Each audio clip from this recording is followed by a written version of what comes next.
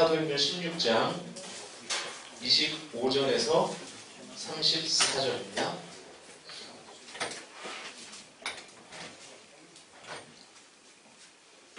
신약 216페이지 사도행전 16장 25절에서 34절까지의 말씀 우리 같이 한 절 한 절 교대로 읽도록 하겠습니다. 한밤중에 바울과 실라가 기도하고 하나님을 찬송하며 죄수들이 듣더라. 이에 갑자기 큰 지진이 나서 오로라가 움직이고 문이 다 열리며 모든 사람의 메인 것이 다 멈춰진지라. 간수가 자다가 깨어 옥문들이 열린 것을 보고 죄수들이 도망한 줄 생각하고 칼을 빼어 자결하려 하거늘 바울이 크게 소리질러 이르되 내 몸이 상하지 말라. 우리가 다 여기 있노라 하니 간수가 등불을 달라고 하며 뛰어 들어가 무서워 떨며 바울과 실라 앞에 엎드리고 그들을 데리고 나가 이르되 선생들이여 내가 어떻게 하여 구원을 받으리까 하거늘 이르되 주 예수를 믿으라 그리하면 너와 내 집이 구원을 받으리라 하고 주의 말씀을 그 사람과 그 집에 있는 모든 사람에게 전하더라. 그 밤 그 시각에 간수가 그들을 데려다가 그 맞은 자리를 씻어주고 자기와 그 온 가족이 다 세례를 받은 후 그들을 데리고 자기 집에 올라가서 음식을 차려주고 그와 온 집안이 하나님을 믿음으로 크게 기뻐하니라. 아멘. 오늘은 분석하지 말고 바르게 반응하라. 분석하지 말고 바르게 반응하라 라는 제목으로 하나님 말씀 증거하도록 하겠습니다.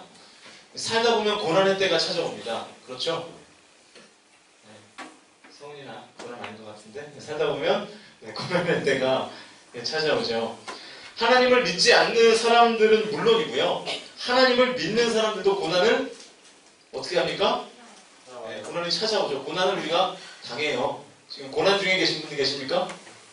지금 저는 광야길을 걷는 것 같아요 라고 생각하시는 분들, 시험의 결과를 앞두고 있거나 그죠? 정시를 앞두고 있구나, 네? 취업의 문을 두드리고 있는 졸림, 광야의 길을 걷고 있는 사람들 있습니다. 우리는요, 하나님의 뜻을 따라 살며 고난을 얻고 항상 평탄할 것이라고 생각하지만 사실은 그건 성경적이지 않습니다. 성경의 인물들도 다 고난을 당하면서 그것을 극복하면서 살았죠. 고난은 여전히 존재합니다. 고난은요, 때로는 생각지도 않은 엉뚱한 타이밍에 우리 인생에 불쑥 찾아오기도 합니다.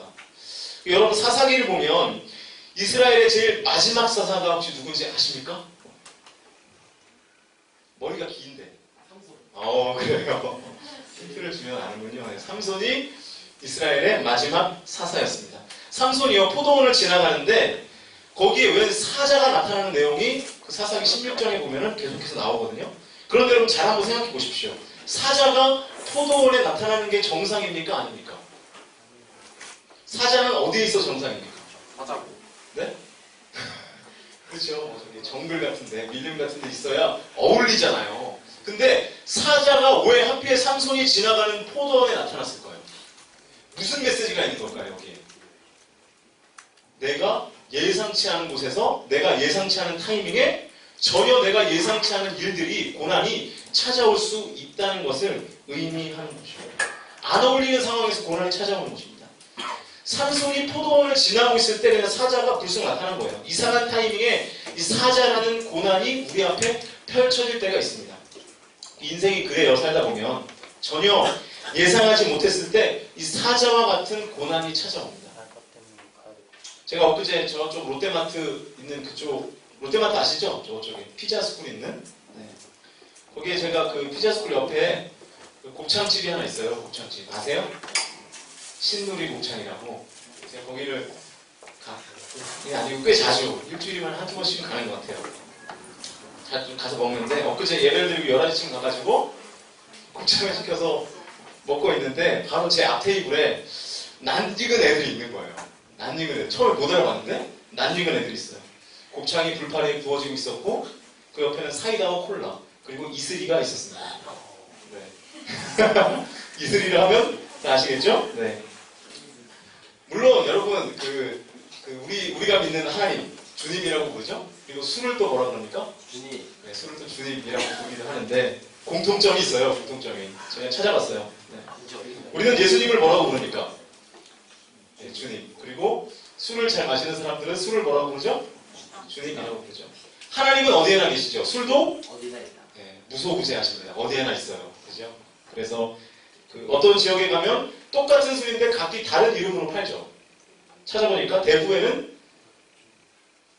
또 알면 또 큰일 날 것 같아서 말을 못하는데 대구는 소주 이름이 참소주래요. 참소주. 충북은 시원한 청풍.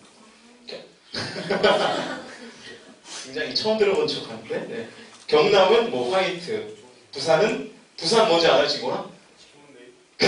뭐라고? 네. 부산은 뭐 C1이래요. 전남은 입세주. 제주는 아시죠? 한라산 뭐 이런 네.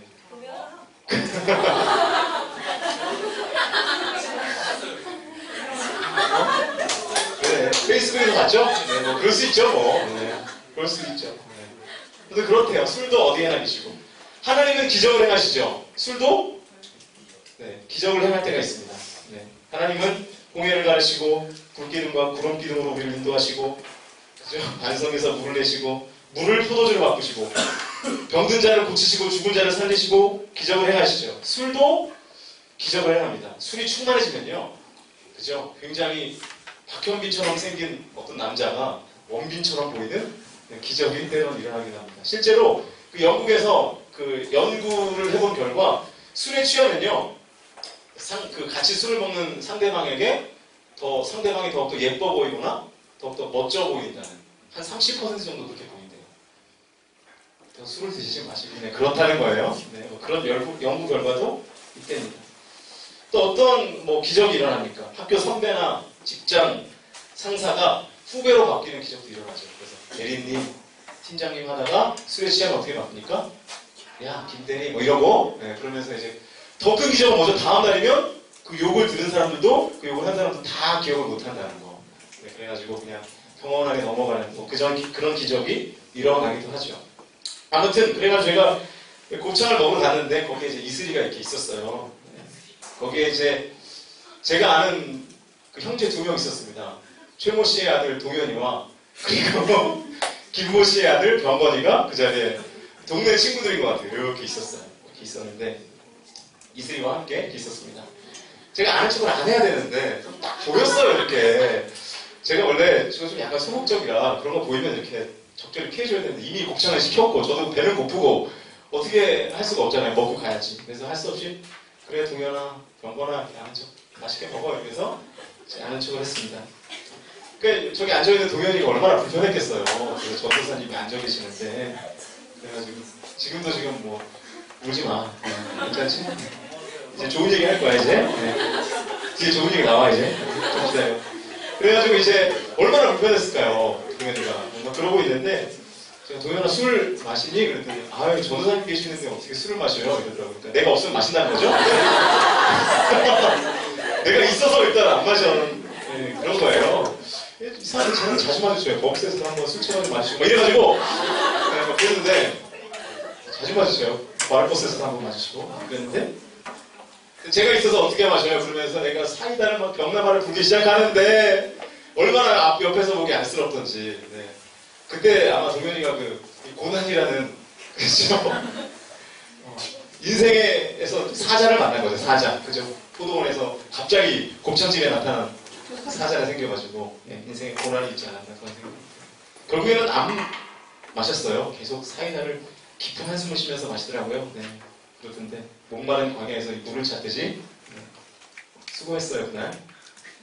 밥값을 못 내주고 와가지고 너무 많더라고요 애들이. 그래가지고 차마 못 내줬는데 아무튼 우리 인생에서는요 예기치 않은 네, 당황스러운 상황들, 그죠? 고난들이 찾아온다라는 거죠. 이제 좀 말씀으로 돌아가 보면 오늘 읽은 본문 좀 앞부분 6절에서 10절까지를 보면 사도 바울이 이 아시아로 복음 전하러 가려고 했던 성령이 그 길을 막으셔요. 그래서 또 비두니아로 가려고 하니까 예수님의 영이 또 막습니다. 그래서 드로아로 갔는데 거기서 바울이 환상을 보죠. 그래서 아 여기구나 이렇게 환상을 봅니다. 마게도냐 사람이 바울에게 도움을 청하는 그런 환상을 막 바울이 경험하게 돼요. 그러면서 바울이 뭐라고 말씀하냐면 사도행전 16장 10절을 보십시오. 같이 한번 읽겠습니다. 사도행전 16장 10절 함께 있습니다. 시작. 바울이 그것을 도왔을 때 우리가 곧 마게도냐로 떠나기를 믿으니 이는 하나님이 저 사람들에게 복음을 전하라고 우리를 부르신 줄로 인정함이라. 네. 제가 혀에 좀 헐어가지고 발음이 좀 세요. 죄송합니다. 하나님께서 이 바울을 마게도냐로 인도하신다는 확신이 들었어요. 바울이 원했던 길들을 다 막으시고 성령께서 바울의 발걸음을 마게도냐로 인도하신 거죠. 그러면 우리가 쉽게 생각할 때 어떤 일이 벌어질 것이라고 생각합니까? 성령님이 직접 그 길을 가라 그러셨어요. 그러면 어떤 일이 벌어질 거라고 생각하죠? 뭔가 폭발적인 부흥. 사도 바울은 전도하는 사람이었으니까 많은 열매가 맺히는 결과가 맺힐 것이라고 우리는 쉽게 생각이 들죠. 뭔가 일이 잘 돼야 되잖아요. 이렇게 확실하게 하나님께서 인도하시는 길인데 복음을 전했더니요. 그냥 몇몇 불신자들이 회개하고 주께로 변화되는 이런 사역들이 일어나야 되는데 일어나지 않는 거예요. 많은 열매가 있어야 되는데 그렇지 않게 되더라는 것입니다. 사도 바울이 하나님께서 인도하셨던 마게도냐 지역의 이 빌립보라는 곳에 도착했습니다. 갔더니요. 사람이 없어요. 조용해요. 전도를 해야 되는데 사람이 없어요. 전도할 사람이. 개미 한 마리도 없을 정도로 그렇게 조용한 곳이었습니다. 그래서 안식일에 사도 바울이 사람을 찾아 나서는 장면이 16장 13절입니다. 보시면 안식일에 우리가 기도할 곳이 있을까 하여 문 밖 창가에 나가 거기에 앉아서 모인 여자들에게 말하는데 이 개역개정은 13절이 좀 간단하게 나와 있는데 새 번역을 보시면 좀 자세한 내용이 나와 있습니다. 제가 읽어드리면 안식일에 성문 밖 강가로 나가서 유대 사람이 기도하는 처소가 있음직한 곳을 찾아갔다. 우리는 거기에 앉아서 모여든 여자들에게 말하였다. 그러니까 당시에 이 빌립보 지역은요. 유대교적 요소가 굉장히 미미했던 지역이었습니다. 그러니까 회당이 없는 거예요. 우리 식으로 얘기하면 뭐가 없는 겁니까? 교회가 없는 거예요. 교회가. 그러니까 그리스도인들의 모임 자체가 유대인들의 모임 자체가 없었던 거죠. 회당도 없었고 건물도 없었고 아마도 이 강가에서 몇몇의 여자분들이 그냥 기도 모임을 하는 정도의 사람들만 있었던 것 같습니다. 거기서 든든한 후원자인 루디아를 처음 만나기도 한 그런 장소죠. 거기서 루디아가 세례를 받습니다. 그런데 중요한 것은 루디아는요 불신자가 아니었어요. 원래 하나님을 믿는 사람이었습니다. 원래 하나님을 향해서 열린 마음을 갖고 있는 사람이었습니다. 그래서 14절을 보니까 하나님을 섬기는 루디아 이렇게 나와있죠. 하나님을 섬기는 루디아. 이미 하나님을 향한 믿음이 있었는데 바울의 사역을 통해서 그 믿음이 조금 더 굳건해졌다, 강화됐다. 그 정도의 열매가 지금 맺히고 있는 겁니다. 15절을 보십시오. 그와 그 집이 다 세례를 받고 우리에게 청하여 이르되 만일 나를 주 믿는 자로 알거든 내 집에 들어와 유하라 하고 강권하며 머물게 하니라. 강가에서 바울의 설교를 듣고 믿음에 굳건해지니까 바울을 집에 초대해가지고 등록신방 받았다. 그 정도의 내용이에요. 저는 오늘 본문을 읽으면서 이 내용을 보면서 처음에는 좀 실망했습니다. 왜냐하면 아니 성령께서 직접 찍어준 지역에 갔는데 열매가 너무 적다. 열매가 너무 적다. 이런 생각이 들었어요. 그렇지 않습니까? 바울의 사역을 통해서 뭔가 폭발적인 성령의 역사가 막 일어나야 되는데 원래 믿었던 가정이 그냥 조금 더 신실하게 하나님을 믿게 되었다. 등록신방을 받았다. 성령님께서 직접 인도하신 길인데 뭔가 좀 약하다는 생각이 들었습니다. 이제 상황이 반전되죠. 바울이 길을 가다가 귀신 들려서 점치는 여자를 만나요. 귀신 들린 여자를 만납니다. 그런데 그 여자가 바울을 막 따라다니면서 이 사람은 지극히 높은 하나님의 종이다. 구원의 길을 전하는 자다. 그러면서 막 주변의 사람들에게 바울의 이력을 막 이렇게 공개해버리는 거예요. 그러면서 막 계속 소리를 지르면서 바울을 따라다니는 겁니다. 용하긴 용하죠. 왜냐하면 정확히 맞췄으니까. 그런데 이 빌립보라는 지역이 로마의 식민지니까요. 자기의 신분을 계속해서 노출시키는 것은 바울의 사역적인 측면에 있어서 굉장히 좋지 않은 상황으로 몰고 가지게 되는 거죠. 그래서 위험한 거죠. 그래서 바울이 막 괴로워하기 시작합니다. 18절 보십시오. 16장 18절. 이같이 여러 날을 하는지라 바울이 심히 괴로워하여 돌이켜 그 귀신에게 이르되 예수 그리스도의 이름으로 내가 내게 명하노니 그에게서 나오라 하니 귀신이 즉시 나오니라. 그러니까 바울이 막 괴로우니까 자꾸 자신의 신분을 노출시키니까 이 귀신 들린 여자가 며칠 동안 계속해서 졸졸 옆에 쫓아다니니까 계속 소리를 질러대니까 얼마나 괴로웠겠습니까? 그래서 이렇게 한 겁니다. 만약에 이런 거죠. 간첩이 우리나라에 와 있는데 제가 간첩 앞에서 얘가 간첩이야, 얘가 간첩이야, 얘가 간첩이야 이러면서 계속 몇 날 며칠을 쫓아다니는 것과 똑같은 상황인 거죠. 바울이 굉장히 난처하고 괴로웠겠죠. 그래서 그 여자에게 있는 귀신을 어떻게 해버린 거예요? 쫓아내버렸습니다. 그런데 이 여자의 주인이 이 귀신 들린 이 여자를 이용해서 점을 쳐서 돈을 벌었어요. 돈 버는 방법도 참 많죠. 귀신 들린 여자를 내가 고용해서 점을 보게 해주고 맞추니까 점을 보게 해주고 그것으로 이득을 취하는 그런 사람이었습니다. 그런데 바울이 귀신을 쫓아내버렸으니까 돈벌이가 어떻게 된 거예요? 없어진 거죠. 그래서 바울 일행의 신분을 완전히 노출시켜가지고 로마에 신고를 해버렸습니다. 그래서 바울과 실라가 매맞고 족쇄차고 감옥에 갇히게 되었습니다. 여러분 잘 보십시오. 하나님께서 명하신 곳에 가서 열심히 사역했는데 의미가 있긴 했지만 그 열매가 굉장히 미미합니다.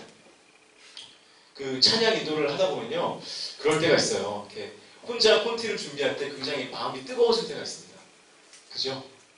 그리고 찬양팀이 연습할 때도 굉장히 연습이 잘 되고 분명히 오늘 다 뒤집어지겠다 그런 마음이 들 때가 있어요. 근데 막상 예배에 서서 찬양을 하면 회중들의 반응이 굉장히 싸할 때가 있어요. 설교를 하는 저도 마찬가지예요. 설교 원고 준비하면서 막 저 혼자 울 때도 많아요. 내가 죄송합니다. 막 내가 이런 설교를 막 썼구나 하면서 근데 이제 막상 와가지고 설교를 하면요, 뭐 듣지도 않고 오늘 이런 반응 있잖아요. 이렇게 듣지도 않고 뭐 할렐루야 그래도 뭐 할렐루야 혼자 이러고 그럴 때가 있다고요. 그러니까 뭔가 굉장한 역사가 일어날 것 같은데 실제로 무대에 딱 서보면 그렇지 않은 상황이 펼쳐질 때가 많다는 것입니다. 오늘 바울이 그랬어요. 하나님께서 직접 찍어준 지역에 가서 전도를 했는데 열매가 없어요. 그것도 좀 그런데 모함을 받아서 맞고 감옥에 갇히게 되었습니다. 여러분 일이 잘 안 풀렸죠? 바울의 입장에서 고난이 닥치게 되었습니다. 그것도 갑자기 성령님께서 인도하시는 곳에 갔는데 고난이 생겼어요. 진짜 이거 말 그대로 이게 웬 고난입니까? 라는 말이 나올 수밖에 없죠. 우리 같으면 어떻게 했겠습니까? 주님 이게 웬일입니까? 주일 성수도 잘하고 11조는 꼬박꼬박하고 전도도 했는데 이게 웬 고난입니까? 그러지 않았겠습니까? 일주일 동안 열심히 기도하면서 콘텐츠 짜고 준비했는데 이게 웬 반응입니까? 그죠 성훈아? 그럴 수 있다는 거예요. 가끔 이렇게 제가 기도하는 이렇게 어른들을 보면요, 아무래도 사역자이다 보니까 기도하는 모습을 볼 일이 많잖아요. 언뜻 보면 기도를 하고 있는 것 같은데 자세히 보면 하나님께 화풀이를 하고 있을 때가 가끔 보일 때가 있어요. 그러니까 기도가 아니에요. 하나님께 화풀이를 하는 거예요. 뭐라고 화풀이하죠? 하나님 제가 새벽 기도했는데 무슨 저의 가정에 이런 일이 닥칩니까? 라는 화풀이식의 기도를 하는 그런 성도님들을 제가 심심치 않게 합니다. 왜 제가 고난을 당해야 됩니까? 이유가 뭡니까 대체? 그 이유를 알려주십시오. 그런 한탄의 기도를 할 때가 우리의 삶 가운데 꽤 많다는 것입니다. 아마 여러분들 중에도 그럴 수 있어요. 내가 청년 예배 열심히 잘 드리고 하나님 앞에 헌금도 잘하고 기도 열심히 하는데 그리고 이런저런 일도 섬기는데 왜 나만 이렇게 힘든 겁니까? 제 마음 같네요. 그죠? 왜 나만 이렇게 힘든 겁니까? 왜 나만? 그죠? 왜 나만? 그러면서 굉장히 하나님 앞에 원망하고 불평하고 또 우리의 삶 가운데도 그런 일들이 있죠. 정말로 받아내기 힘든 고난들, 그런 상황들이 갑자기 우리의 삶 가운데 찾아온다는 거죠. 그때 우리는 계속 그런 질문을 해요. 하나님 앞에 왜 접니까? 왜 납니까? 왜 지금입니까? 왜 나에게 이런 일이 옵니까? 라는 이 왜라는 질문을 계속해서 합니다. 그런데 우리가 반드시 기억해야 되는 것이 뭐냐면 우리는 고난이 오면 자꾸만 그 고난을 분석해 보려고 해요. 무엇 때문에 이런 일이 생겼는가? 무엇이 문제입니까? 그런데 중요한 것은 뭐냐면요. 고난은요. 분석되지 않습니다. 여러분 고난이 분석이 됩니까? 여러분 닉 부이치치라는 사람 아시죠? 뭐가 없어요? 팔이 없고 다리는요? 있는데 그쵸 이렇게 있죠. 있어요. 있는데 설명하기가 좀 그렇네요. 있는데 잘못 있죠. 그렇게 됐다고. 닉 부이치치가 고난당한 이유가 뭐라고 생각하세요? 그가 그렇게 태어난 이유가 있습니까? 없어요. 우리 간에 때로 질병이 걸리죠. 질병에 걸리는 이유가 있습니까? 찬바람을 쐬면 감기가 걸리죠. 그죠? 그런데 어떤 사람은 찬바람을 아무리 많이 쐬도 감기를 걸리지 않아요. 커피를 많이 마시면 좋지 않다고 그러는데 제가 아무리 커피를 많이 마셔도 저는 상관없어요. 잠도 잘 와요. 요즘 잠 굉장히 잘 와요. 잘 오는데 상관없다고요. 커피가 진짜 우리 건강에 해로운가? 이거는 좀 제가 의문을 제기하고 싶은 마음이 있는데 그렇거든요. 우리에게 질병이 생기는 이유 혹은 우리에게 고난이 찾아오는 이유가 없다는 거예요. 없어요. 분석이 안 돼요. 왜냐하면 고난 자체가 신비이기 때문에 그래요. 신비이기 때문에. 예를 들면 우리 가정에 부모님들이 문제가 있어요. 나 때문은 아니잖아요. 그죠? 이유가 없어요. 나에게서 그 이유를 찾을 수가 없는 거예요. 그래서 고난은 신비입니다. 성경은 고난을 항상 신비라고 말씀하고 있습니다. 신비라는 것이 뭡니까? 미스테리라는 거예요. 미스테리. 설명 불가능하다는 것입니다. 분석이 안 된다는 거예요. 우리 이성으로 분석 안 됩니다. 여러분, 요셉의 고난이 분석이 됩니까? 요셉이 대체 뭘 잘못했어요? 뭘 잘못했기에 형들의 모함을 받아서 노예로 팔려가고요. 13년 동안 애굽의 노예로서 정말 개 취급받으면서 그렇게 살았습니다. 분석이 안 돼요. 이유가 없어요. 분석이 안 된다는 것입니다. 분석을 시도하면 시도할수록 오히려 우리 안에 분노만 커집니다. 원망만 커져요. 좌절의 감정만 커집니다. 낙심의 마음만 점점 더 커지게 된다는 것입니다. 우리가 하나님을 믿는 성도로서 분명히 깨달아야 될 것이 뭐냐면 고난은 분석의 대상이 아니라 반응의 대상이라는 것입니다. 기억하십시오. 고난은 분석의 대상이 아니라 어떻게 반응할지를 생각하셔야 돼요. 어떻게 반응할지를 깨달으셔야 돼요. 어떻게 반응할지를 기도하셔야 된다는 것입니다. 고난을 자꾸만 분석하려고 하면 할수록 고난을 더 묵상하고 생각하는 것이 되기 때문에 원망, 불평, 좌절, 낙심만이 우리 인생에 가득 찰 뿐입니다. 하나님을 믿는 사람과 믿지 않는 사람의 결정적인 차이가 뭘까요? 똑같아요. 똑같은 옷 입고 다니고요. 똑같은 머리 스타일 하고 다니고 나가서 놀 때 똑같이 나가서 놀아요. 그죠?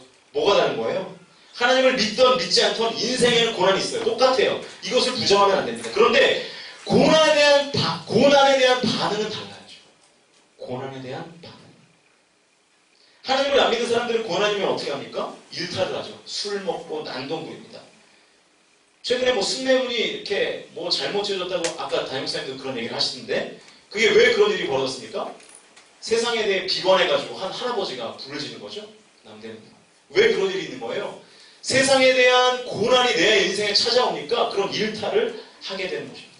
어떤 범죄를 저지르고 사회에 대한 불만을 표출하는 거죠. 사회가 날 버렸다는 감정이 생기기 때문에 그래요. 그래서 고난당했다는 것입니다. 잘못된 반응을 하는 거죠. 일탈을 하는 겁니다. 자, 오늘 본문을 보십시오. 바울과 실라가 감옥에 갇혔습니다. 발에는 무거운 쇳덩이가 내 인생을 짓누르고 있습니다. 고난당했죠. 하나님의 말씀에 순종하면서 빌립보로 왔는데 열매도 그저 그렇고 감옥에 갇혔습니다. 완전한 고난의 상태에 빠졌습니다. 바울과 실라가 어떻게 반응했습니까? 25절을 볼까요? 25절. 우리 같이 힘들겠지만 한 목소리로 크게 읽도록 하겠습니다. 25절 시작. 한밤중에 바울과 실라가 기도하고 하나님의 찬송함에 예배를 드리더라. 자, 보세요. 바울도요. 지금 당한 고난을 분석할 수 있었어요. 나는 분명 이쪽으로 안 오려고 했는데 대체 왜 나를 이곳에 인도하셔가지고 이런 수치를 당하게 하시나. 또 바울은요. 로마 시민권자였습니다. 로마법상 로마 시민을요 이렇게 함부로 막 가두면 안 되거든요. 그러면 주민등록증 들이대면서 막 따질 수도 있었겠죠. 야, 나 로마 시민권자야. 이거 불법이야. 라고 따질 수도 있었을 것입니다. 그런데 바울은요 그렇게 하지 않고요. 뭐였다고 나와 있습니까? 25절에 보니까 바울과 실라가 뭐였다고요? 기도하고 하나님을 찬송하라. 기도하고 찬송했습니다. 기도하고 찬송했습니다. 이것이 성도가 할 수 있는 고난에 대한 가장 바른 반응입니다. 바울과 실라는 믿음의 반응을 한 거죠. 25절 뒷부분을 보니까 죄수들이 듣더라 그런 표현이 있어요. 죄수들이 듣더라. 여러분 잘 한번 생각해 보세요. 막 크게 바울과 실라가 감옥 안에서 기도하고 찬송하는데 당연히 듣지 안 듣겠어요? 그런데 성경이 굳이 왜 죄수들이 듣더라 라는 표현을 썼을까요? 왜 이런 표현이 여기 들어갔다고 생각하십니까? 저는 여기에 이런 의미가 있다고 묵상했습니다. 의미심장하게 듣더라. 그죠? 놀라면서 듣더라. 그냥 들리는 게 아니라 의미심장하게 들리는 거예요. 어떤 메시지로 들리는 거예요. 그게. 죄수들만 놀라면서 들었겠습니까? 바로 앞에서 바울과 실라를 지키고 있던 간수들도 의미심장하게 들었겠죠. 놀라면서 들었겠죠. 야, 저 양반들 대단한 양반들이구나.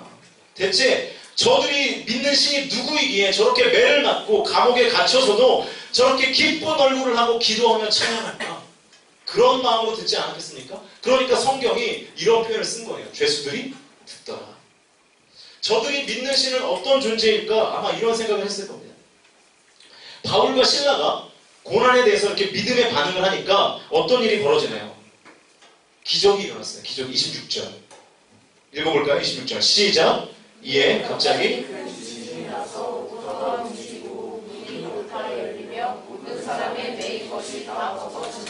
자, 감옥문이 열렸고요. 발을 묶고 있던 것들이 다 저절로 벗어져 버렸습니다. 하나님께서 놀랍도록 일하신 거죠. 고난에 대해서 바른 반응을 했더니 하나님께서 그 고난을 즉시로 끝내주시더라 하는 것입니다. 거기서 끝이 아닙니다. 결국 바울과 실라를 지키고 있던 간수가요, 예수님을 영접하게 되었습니다. 옥문이 열리니까 간수가 이 죄인들이 다 도망갈 줄 알고 자살을 시도합니다. 자살을 시도합니다. 이제 나는 뭐 죽은 목숨이다. 왜냐하면 죄수들을 지키지 못했으니까. 그래서 자살을 시도하는데 그 자리에 죄수들이 그냥 다 그 자리에 있거든요. 그러니까 간수가 이제 두려워하는 거예요. 두려워 떨고 있습니다. 바울과 실라가 고난 중에서 기도하고 찬성했더니 옥문이 다 열려버렸어요. 이 간수가 그 자리에서 무릎 꿇고 하나님께 굴복하기 시작합니다. 어떻게 해야 구원을 받습니까? 그러니까 바울이 말하죠. 유명한 구절이죠. 16장 31절을 보니까 이르되 주 예수를 믿으라. 그리하면 너와 내 집이 구원을 받으리라. 결국 간수가 예수님을 영접하게 되었고요. 그리고 거기서 끝난 것뿐만 아니라 이 간수의 온 가족이 다 예수님을 영접하게 되었습니다. 32절부터 34절을 보십시오. 주의 말씀을 그 사람과 그 집에 있는 모든 사람에게 전하더라. 그 밤 그 시각에 간수가 그들을 데려다가 그 맞은 자리를 씻어주고 자기와 온 가족이 다 세례를 받은 후 그들을 데리고 자기 집에 올라가서 음식을 차려주고 그와 온 집안이 하나님을 믿음으로 크게 기뻐하니라. 잘 보십시오. 고난을요 분석하지 않고 믿음으로 반응하니까 하나님의 은혜의 역사가 일어났고요. 비로소 사역적으로도 많은 열매가 맺히게 되었습니다. 제가 아까 잠깐 닉 부이치치에 대해서 얘기했는데 이 사람은요 누가 봐도 억울한 사람이에요. 원망과 좌절, 낙심이 인생 전체에 가득할 것 같았던 이 사람의 실제는 어떻습니까? 보셨죠? 이 사람 책도 보시고 TV도 보시고 다 보셨죠? 뉴욕타임즈가 선정한 베스트셀러 작가이고요. 전 세계 43개국을 돌면서 약 한 지금까지 400만 명을 만나면서 희망 메시지를 전하는 희망 전도사가 되었습니다. 고난을 분석했을까요? 이 사람이? 안 했을 거예요. 고난에 대해서 바르게 반응한 거죠. 그 안에서 살 길을 찾은 거고요. 그 안에서 주시는 하나님의 은혜, 그 안에서 내가 해야 될 사명이 무엇인가를 발견했던 사람이 바로 이 닉 부이치치였다는 것입니다. 믿음에 반응하는 것입니다. 고난을 분석하면 그 고난은 절대로 끝나지 않습니다. 고난이 빨리 끝나는 방법은 뭐냐면 분석하지 않고 빠르게 반응하는 거예요. 그리고 바르게 반응하는 것입니다. 바울과 실라가 바르게 반응하니까 믿음으로 반응하니까 그 고난이 끝나버렸습니다. 옥문이 열렸고요. 많은 전도의 열매가 맺히게 되었습니다. 이 지혜를 우리가 가지고 구할 수 있어야 된다는 거예요. 우리가 고난에 대해서 바르게 반응하면 시편 기자와 같은 이런 고백을 할 수 있습니다. 시편 119편 71절을 보니까 이런 말씀이 있어요. 고난당한 것이 내게 유익이라. 이로 말미암아 내가 주의 율례를 배우게 되었다. 다시 한번 읽어드릴게요. 고난당한 것이 내게 유익이라. 이로 말미암아 내가 주의 율례들을 배우게 되었나이다. 여러분 누가 이런 고백을 할 수 있을까요? 고난을 바른 반응을 통해서 통과한 사람만이 바로 이런 고백을 할 수 있는 겁니다. 고난당한 것이 결국엔 내게 뭐가 됐다는 거예요? 유익이 됐다. 한 남자가 있었습니다. 그는 이제 막 감옥에 들어온 무기수였어요. 언제 나가게 될지, 어떻게 이 좁고 쾌쾌한 공간에서 지내야 될지 막막했던 이 남자는 교도소 소장에게 간절히 부탁했습니다. 절대 문제를 일으키지 않을 테니까 교도소 마당 한 귀퉁이에 정원을 좀 가꾸게 해주십시오. 마침 이 새로 부임한 교도소장이 그렇게 하도록 허락을 해줬대요. 그는 그곳에 처음에는 손길이 많이 가지 않아도 잘 자라는 고추 그리고 양파 이런 것들을 심었답니다. 씨를 뿌리고 그것이 자람에 따라서 그 작은 만족을 얻어가는 기쁨을 갖게 되었습니다. 감옥에서요. 그리고 그 다음에는 여러 종의 장미를 심어보고 작은 묘목의 씨앗도 뿌렸습니다. 그는 그렇게 한 해 두 해 정성스럽게 그 작은 정원을 가꾸기 시작했습니다. 그는 정원을 가꾸면서 작은 깨달음을 얻죠. 그래 비록 내가 지금은 자유의 몸이 아니지만 이 정원을 돌보듯이 이곳에서 나를 돌보는 시간을 삼아야겠구나. 그는 이제 작은 정원에서 씨를 뿌리고 지켜보고 경작하고 결과를 추수하는 이 정원사의 일에서 인생의 참된 의미를 깨닫기 시작합니다. 그렇게 이 교도소 마당의 작은 땅떼기에서 무언가를 심고 가꾸던 그는, 이 한 남자는 27년 후에 감옥에서 27년 동안 있은 후에 감옥에서 나올 수 있었습니다. 그리고 그는 1993년에 노벨 평화상을 받게 됩니다. 이 사람이 누구냐면 남아프리카 공화국의 최초의 대통령이었던 넬슨 만델라였어요. 넬슨 만델라. 이 어프라이트 정책 때문에 27년 동안 감옥에서 어떻게 보면 인생을 썩힐 수밖에 없었던 이 한 사람이 그 작은 텃밭 그 하나의 그 안에서 의미를 발견하고 이 감옥에 대한, 이 고난에 대한 바른 반응을 하니까 그의 인생의 마지막은 전혀 다른 국면이 되더라 하는 것입니다. 이분이 아마 감옥에 갔을 때 분석하면서 분노하고 일탈 행동을 하고 그럴 수 있었을 것입니다. 왜냐하면 억울하게 감옥 갔거든요. 뭔가 죄를 지어서 감옥에 간 것이 아니라 적이 그냥 감옥에 쳐넣은 거예요. 내가 뭘 잘못했다고 나를 감옥에 넣냐? 나가기만 해봐라. 내가 반드시 권력을 얻어서 복수하겠다. 아마 이런 생각을 했을 수도 있습니다. 또 27년 동안 복역하면서 자살 충동을 느끼지 않았겠습니까? 말이 27년이지 거의 인생의 3분의 1을 감옥에서 보낸 거잖아요. 아마 차라리 죽는 게 낫지 이런 생각을 했을지도 모르겠습니다. 그러나 이분은요, 그 고난을 그냥 받아들였고요. 내가 지금 무엇을 해야 될까? 지금 이 상황에서 내가 지금 무엇을 해야 될까? 내가 지금 이 고난의 상황에서 무엇을 배울 수 있을까? 라는 바른 반응을 했을 때 그의 인생의 마지막이 달라지더라는 것입니다. 그것이 그를 노벨 평화상의 주인공으로, 또 남아프리카 공화국의 최초의 대통령으로, 그리고 전 세계적으로 영향력이 있는 인물로 만들어졌다는 거죠. 돌아가셨죠? 넬슨 만델라 돌아가셨는데 전 세계에서 어마어마한 인구들이 그 추모식에 참여해서 그야말로 장관을 이뤘다. 그런 기억이 있습니다. 이 고난에 대해서 바르게 반응하는 능력이 저와 여러분의 삶 가운데 무엇보다도 중요하다는 것입니다. 우리의 인생을 살다 보면요, 삼손이 포도원에서 사자를 만난 것 같은 고난이 우리 인생에 때때로 심심치 않게 찾아옵니다. 그 고난에 대해서 우리는 언제나 불평하고 왜 나에게 이런 고난이 찾아오나, 그러면서 원망하고 불평하고 낙심하고 좌절하는 삶이 아니라 이 고난을 통해서 내가 무엇을 배울까? 이 고난을 통해서 내가 어떻게 하나님을 더욱더 알아갈까? 이 고난을 통해서 나의 삶을 어떻게 극복해 나아갈까를 생각하시고 묵상하시고 기도하시고 그렇게 믿음의 반응을 하는 것, 그것이 저와 여러분이 하나님을 믿는 자녀로서 해야 하는 것이라는 것입니다. 바라기는요, 저와 여러분의 삶 가운데 고난이 찾아왔을 때 이 믿음의 반응, 바르게 반응하는 지혜가 저와 여러분에게 있었으면 좋겠습니다. 여러분의 인생에 혹시 포도원의 사자와 같은 뚱딴지 같은 고난이 찾아왔을 때 원망하고 불평하고 좌절하고 낙심하는 것이 아니라 그 안에서 하나님이 어떻게 역사하실지를 기대하고 오히려 기도하고 찬송하고 하나님의 말씀 앞에 서고 예배 앞에 서고 주님 앞에 서서 기도하는 삶을 통하여 여러분의 고난이 물러가고 하나님께서 그 고난 너머에 더 큰 축복으로 함께 하시는 그 은혜가 저와 여러분의 삶 가운데 경험되실 수 있기를 주님의 이름으로 축복합니다. 이제 우리 함께 찬양하면서 기도할 텐데 잠언 3장 5절 말씀을 보니까 이런 내용이 있네요. 너는 마음을 다하여 여호와를 신뢰하고 내 명철을 의지하지 말라. 너는 마음을 다하여 여호와를 신뢰하고 내 명철을 의지하지 말라. 다시 한번요. 너는 마음을 다하여 여호와를 신뢰하고 내 명철을 의지하지 말라. 여러분, 고난의 때에는 더욱더 주님을 의지하는 것이 지혜입니다.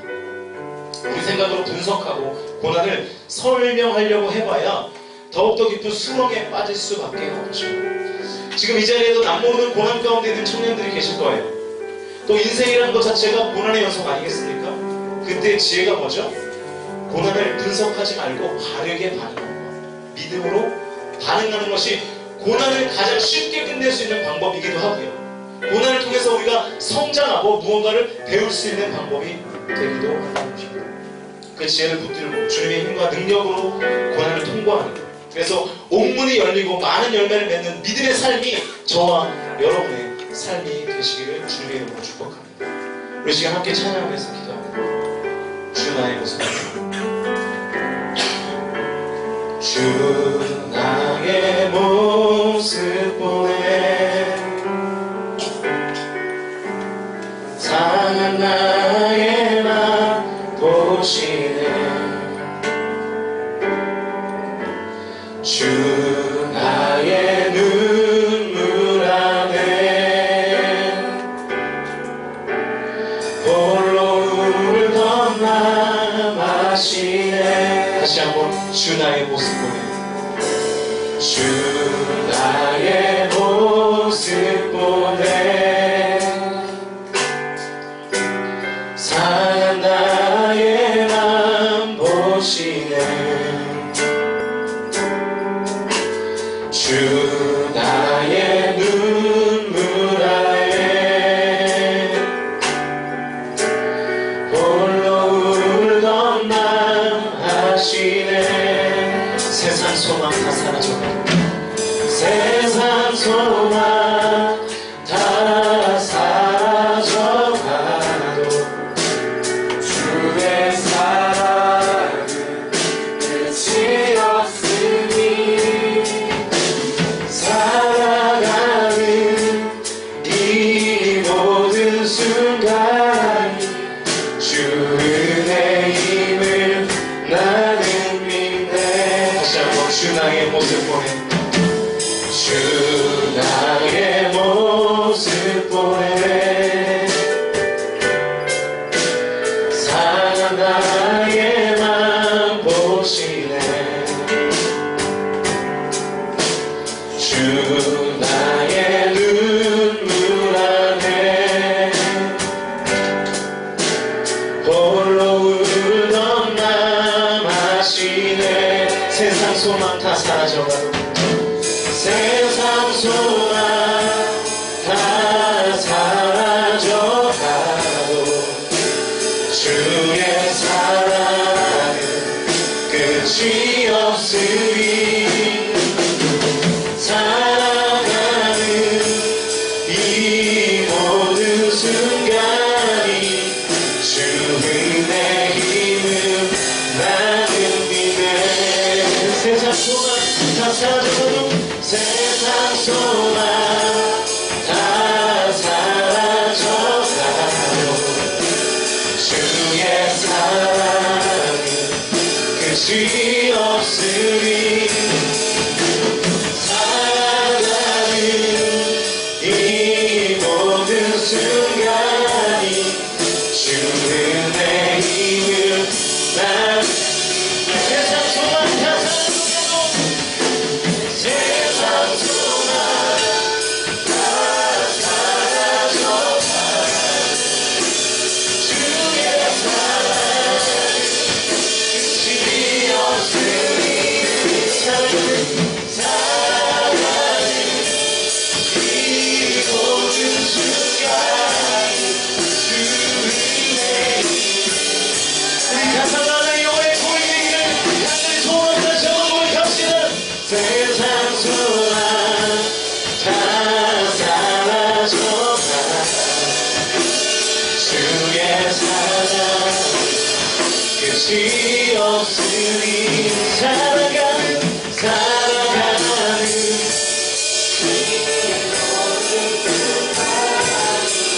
주 은혜 난 믿네. 세상 소망 다 사라져가도 세상 소망 다 사라져가도 주의 사랑은 끝이 없으니. 살아가는 이 모든 순간이 주 은혜 힘을 나는. 여러분 이 시간 함께 기도합시다. 기도하실 때 하나님 지금 내가 나의 삶에 무게 때문에 내 영혼이 디프레스 되어 있고 낙심한 가운데 있고, 그래서 모든 삶의 위협을 다 내려놓은 채 하루하루를 살아가고 있다면 주님이 시간 나에게 새 힘과 능력 주셔서 하나님 믿음의 반응을 할 수 있도록 주님 인도해달라고, 하나님 바른 반응을 할 수 있도록 인도해달라고, 더욱더 기도하고 찬송하며 하나님의 말씀 앞에 서기를 결단하며 주님 앞에 나아갈 수 있게 달라고. 고난 가운데 있을 때 내가 원망과 불평과 좌절과 낙심 가운데 살아가는 것이 아니라 하나님의 말씀을 붙잡고 더욱더 주님을 찬송하며 더욱더 주님을 부여잡고 기도하는 삶을 살 수 있게 달라고. 우리 시간 다같이 동성으로 기도하며 나아갑시다. 주여 아버지 하나님, 이 시간 가운데 함께 하시길 간절히 소원합니다.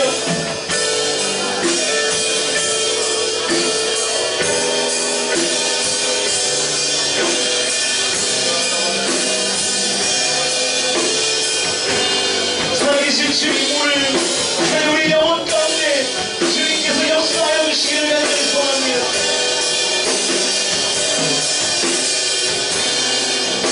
하나님의 은혜가 있기를 간절히 원합니다.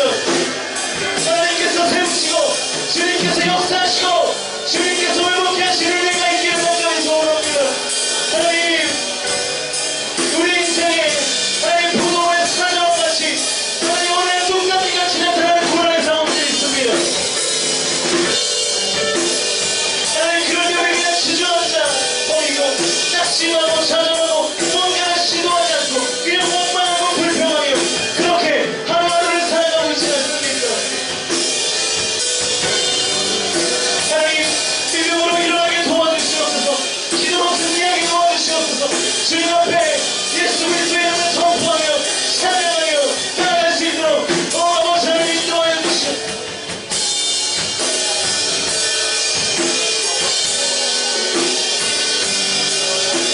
하나님, 우리 영혼 중에 주님께서 소생케 하시는 은혜가 있기를 원합니다.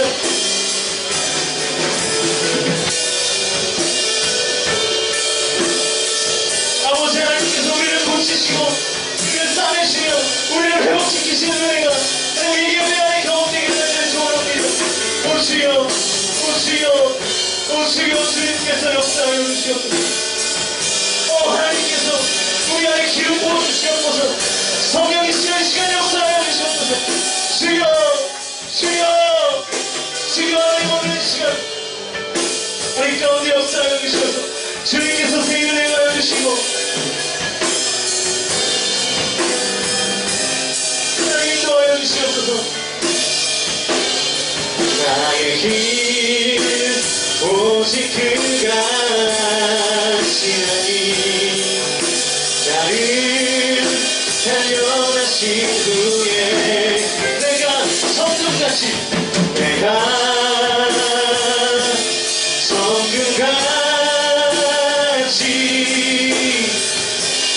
나 불미름으로 선포하시면서 고백합시다. 나의 길 오직 그가, 나의 길 오직 그가 하시나니 나를 단련하신 후에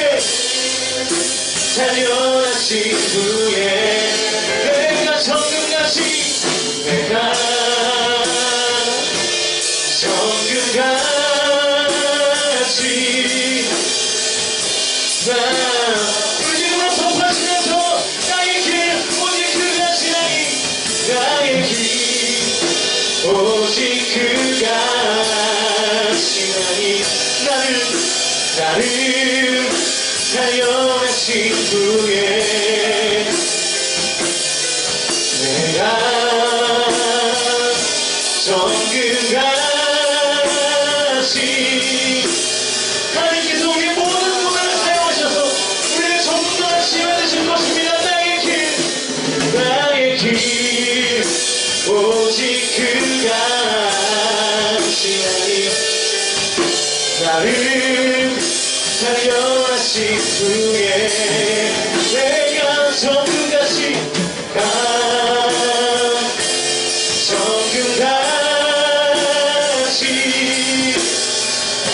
자, 그 마지막으로 다시 한번 고백합니다.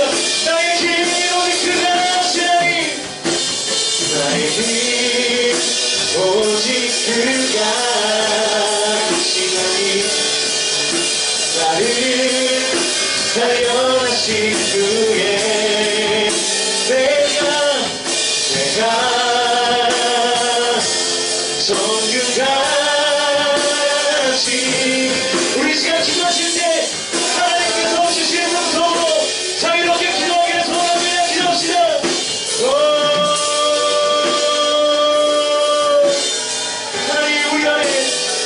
그 절망의 우리를 떠나고 우리를 메고 아멘 우리 목재며 하나님 그 좌절케하고 우리를 낙심케 하는 모든 영들을 나타낸 예수 그리스도의 이름으로 명하노니 떠나갈지어다 오직 회복의 영광 생명의 영광 말씀의 영광 예수의 영광이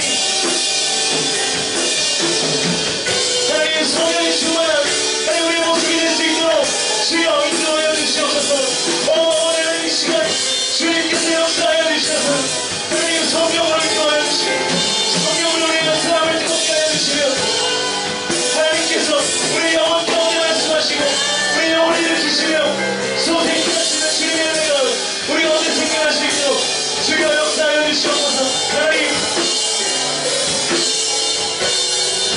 우리가 안전뱅이와 같이 우리가 영적 안전뱅이가 되어서 그냥 그 자리에 앉아있기를 원치 않습니다.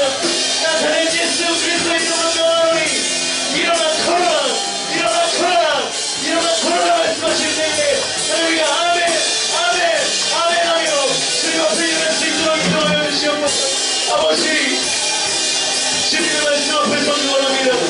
주의 말씀 앞에 서기 원합니다. 아버지 하나님 인도하여 주시옵소서. 하나님 걷게 하여 주시옵소서. 하나님 일어나게 하여 주시옵소서. 하나님 기도의 영이 알려지게 도와주시옵소서. 하나님 기도의 문이 알려지게 도와주시옵소서.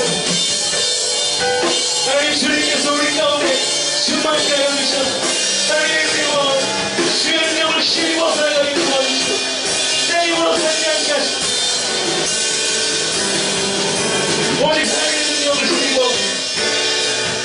살아가며 나아갈 수 있도록 주여 인도하여 주시옵소서. 하나님 우리에게 명하여 주시옵소서. 일어나 걸으라 명하여 주시옵소서.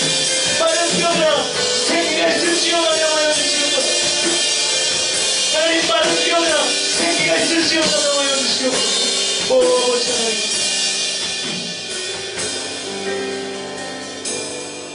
하나님 나의 길 오직 그가 지나니 나를 단련하신 후에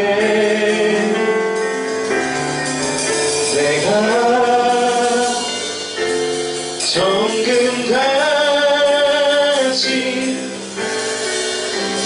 나로 여러분 이 시간 우리의 고백으로 우리 입술의 고백으로 주님 앞에 올려드리기 원합니다. 나의 길 오직 그가 지나니 나를 단련하신 후에 내가 정금같이 나오 다시 한 번만 고백합시다. 나의 길 오직 나의 길 오직 그가 지나니 나를 단련하신 후에 내가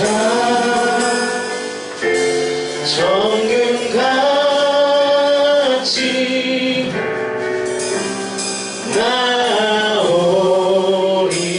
나오리라. 우리의 모든 기도 가운데 응답하신 하나님의 이름 앞에 우리 영광의 박수를 드립시다. 할렐루야. 하나님께서 모든 우리 기도 제목 가운데 응답하신 줄 확신합니다.